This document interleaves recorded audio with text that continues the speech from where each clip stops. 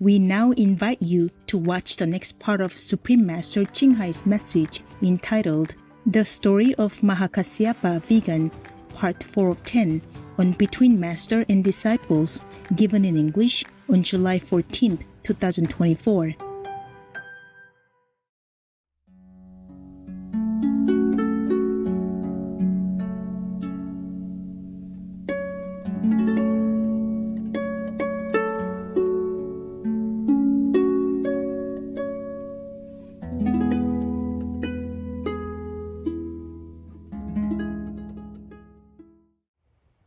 What else do I want to tell you?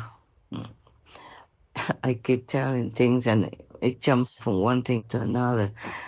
Mahakasyapa never wanted to marry, but his parents wanted him to marry, of course, because he's a son, and he will inherit all their business, their properties, and he will have children for them and all that. So they really kept pressuring him to marry, but he said he doesn't want to. And they keep pressuring him. So one day, he asked a very famous, very good sculptor, who makes statues, to make a statue as the most beautiful woman you can ever imagine for him.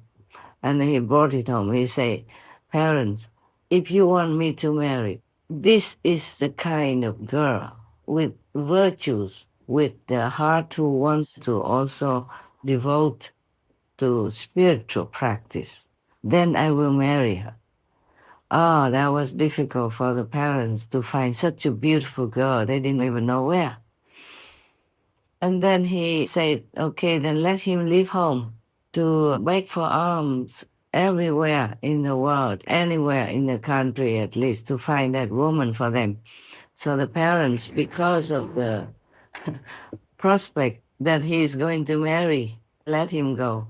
So even then he was very young, but he already had this kind of monk mentality, monk spirit, monk's heart. So he went out, left the family behind, taking nothing, and with a begging bowl, went for alms and walked from one place to another, making that excuse just to find a spiritual teacher worthy to teach him. He was very intelligent as well. He knew many things, he learned everything, and he was perfect in many ways. So many teachers also could not continue to teach him anymore. But as fate would have it, the parents somehow had a friend who found this beautiful girl who looked exactly like the statue that he had made, even though he never met her before. So he had to marry. And the girl that the parents wanted him to marry also had a similar spirit like him. Didn't want to marry, just wanted to find a master and practice spiritually. So somehow she was very sad to have to be forced to marry because her parents were so eager to marry her because his family was very, very rich and he was also good looking, educated, virtuous, gentle, sweet and all that. So she could not, argue with the parents. In the old times, whatever your parents said to you, you just had to obey. Especially in the matter of marriage, they picked your partner for you. They picked your husband, your wife for you, and you couldn't say no. Yes. But mostly they would consult their astrology, the expert to see if both of them have a compatible spirit, like almost the same things, and have similar family heritage, a richness. Otherwise, there might be conflict. And they ask the astrologers whether or not the children are compatible, whether or not they will be okay. Many other things they ask to make sure before they marry their children to each other. If that family has money and all that, otherwise, if it's just a poor family, they just do it. Mostly, maybe they couldn't care too much, they couldn't afford too much. Now, both of them married, But they didn't know each other before, of course. And Mahakasyapa didn't want to do anything with the wife. So in the evening, the girl was crying, after the wedding night, she was crying. And then Mahakasyapa asked her what's the reason. At first, she didn't want to say because she couldn't believe that she had such a good husband like Mahakasyapa. But finally, after asking many times, she told him that she doesn't want to have any physical contact with any man. She doesn't want to be married. It's just because her parents forced her into this marriage, and now she's going to be ruined and doomed, being a wife. So, he was so happy to hear her say that. She just wanted to practice spiritually, wanted to find a real master. She didn't want any kind of mundane, physical, thing at all. And then he told her also his ideal. So they talked to each other, exchanged ideas. They both were very, very happy. So they decided that they would stay together, no problem, and help each other to find the master somehow. Whoever finds first will tell the other, yes, by chance or by any news or any other person's recommendation. So they didn't sleep with each other, yeah? They have 2 beds, slept in 2 separate quarters. And until their parents found out, they didn't like that. So then they had only 1 bed. They were forced to sleep in 1 bed together. But then they had the solution, like one slept and the other walked around or sat in meditation in the other corner, on the floor. And they took turns to do that. Therefore, they never had to sleep together, touching each other in bed. That's the kind of marriage they had. I remember many years ago, I read a story about a couple, not for spiritual reasons, but for a bet, that they slept together, but they never had any physical, contact until 5 years later. Then they won the bet.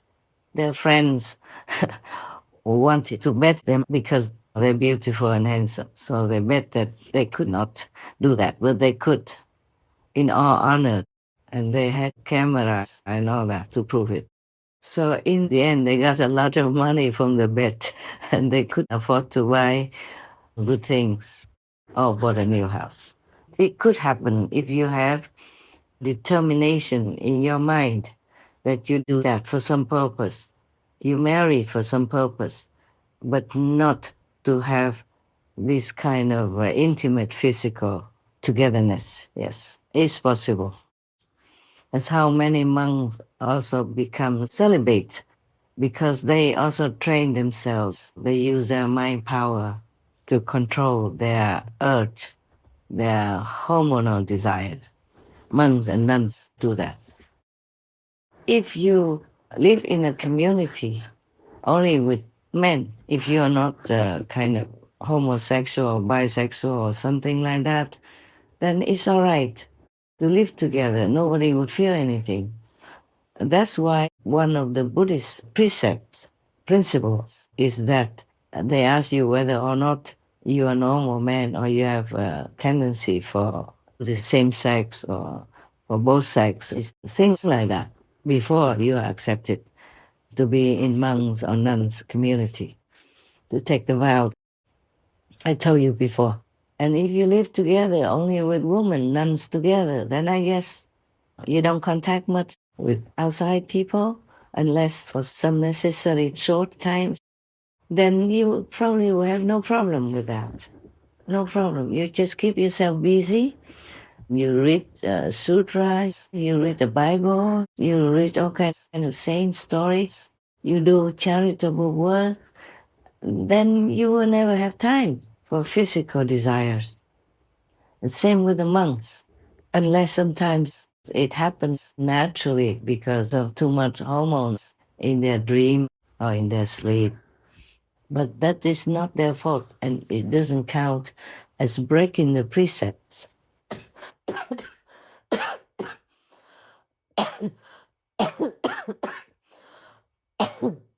Don't worry about my cough. It will be okay. The Karma King told me that that cough is caused by my interference with the karma of some people in Russia. Some of the Russian fighter soldiers who were released came back home and they molested or killed other Russians who had nothing to do with them. It's just their tendency is like that. Or there have been criminals in jail before, and the government of Russia converted them into battlefield soldiers. And when they came home, they just do the same thing they did before. And I interfere with some of their karma, and that's why I suffer extra as well. To prevent their criminal deeds and to help their victims. Oh, we did many things for the Russians and Ukraine, but still, it's not possible to stop yet. Probably needs some more time. Both sides, lose heavily, but they still cannot give up. It is terrible, this war. Sometimes I feel myself I could not bear the suffering of humans, of animal people, of trees, plants, insects, and everything, even fish, people, and small things. Snail people, they are in the garden or on the street, and people walk around and step on them. Oh God, imagine all these shells piercing into their sensitive, soft body. Oh, terrible. They have the shell because they need to protect themselves. But then when it's crushed into their body, oh, it's horrible. Everything hurts me in this world. I don't know how I can bear it so far. I just try to forget. And ask heavens to bless them, to lift them up, to liberate them from their miserable fate. So everything you do for others, mind you, you will bear the karma, okay? It's not possible that you help someone and you become karma free. It's not like that.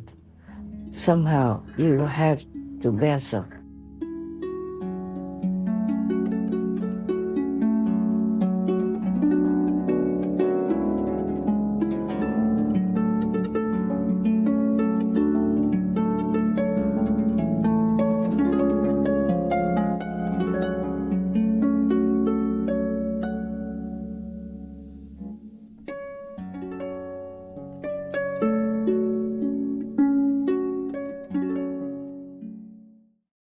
Supreme Master Ching Hai, vegan, is a world-renowned spiritual teacher, humanitarian, and artist. To learn more about her compassionate life and teachings, please visit suprememastertv.com/master.